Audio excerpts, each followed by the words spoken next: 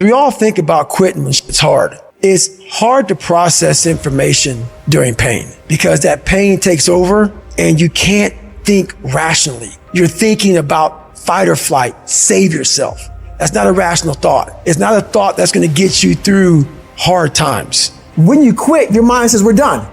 So it doesn't expand. There's no expansion when you quit. You will not find toughness in a comfortable environment. The only way you find it is to drown yourself in a position where you're just out of sorts, where you can't swim and you're drowning. You're drowning in life.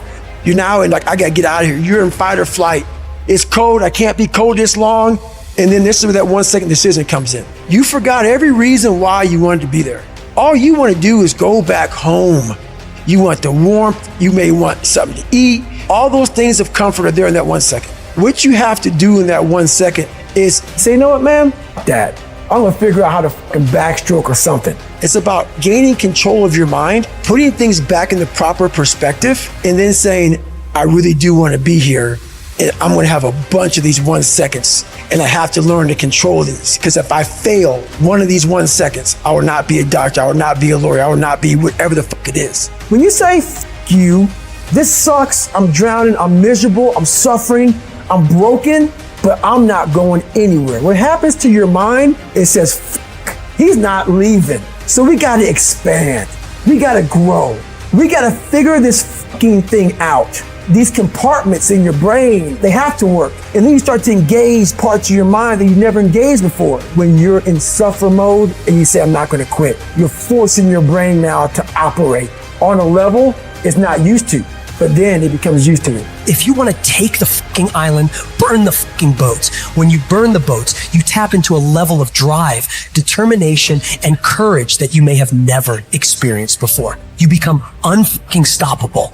You are not any further than where you are right now because you have never thrown your whole self at anything in your life. I have never met anybody who became incredibly successful in any area of their life until they had suffered and sweated and sacrificed and kept their focus and fought through tears and trials and tests. And if you have a dream and you commit to it, it will come to pass. And you think greatness goes on sale, but true quality never goes on sale. Greatness costs what it costs. You gotta pay a price. There are no discounts to success. Only grind, only hard work, only perseverance, only sweat, blood, and tears. 50% of winning is showing up for the fight. The fight is half over when you show up. You'll never win a fight you don't show up for. I am through hiding in the shadows for fear that I might fail.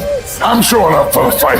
Here I am, ready for duty. I'm gonna face this head on and let the chips fall where they may. If you don't learn how to flourish under fire, you won't flourish at all. In fact, many times, the greater the opposition, the closer you're getting to your goal. Dreams are fertilized, not in nice, convenient places, not when everything's going well. It's in the stinky places. It's in the rough places that dreams are fertilized. So if you avoid the stinky places, you're avoiding the very fertilization of the next move in your life. It may take a long time, but if you just keep going right, if you just stand your ground and be dedicated, if you keep going right, you can lose weight, you can go back to college, you can get your doctorate, you can overcome anything. And whatever it takes, I'm gonna pay the price. I'm gonna do it when things go right. I'm gonna do it when things go wrong. I'm gonna do this. I'm gonna be consistent.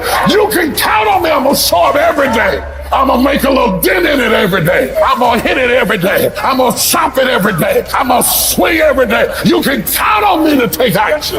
You have to be intentional. You have to be obsessed. This has to be something that's just infectious. And when people get around you, it emanates and there's an energy and there's like, this person's just gonna will this to happen. Our obsessions become our possessions. So if you want to become great, you've got to let go of everything but that dream. Anybody can dream it, but you'll never see it until you're willing to be committed to it.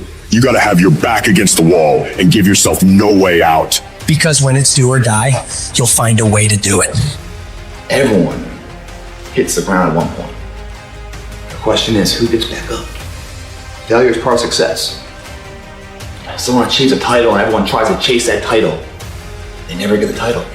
And why? Because they're chasing the title. The title's nothing. There's nothing there.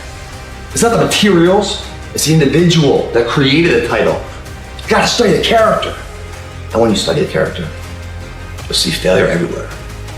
You'll see some dark hours, man. But if all of this fell apart, why didn't it?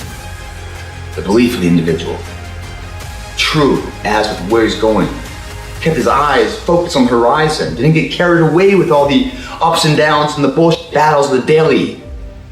It said, are you on a journey of betterment, moving somewhere in some progressive state? Are you moving, or are you sat down and giving in, throwing in the towel, resting on what you had, not willing to take that risk?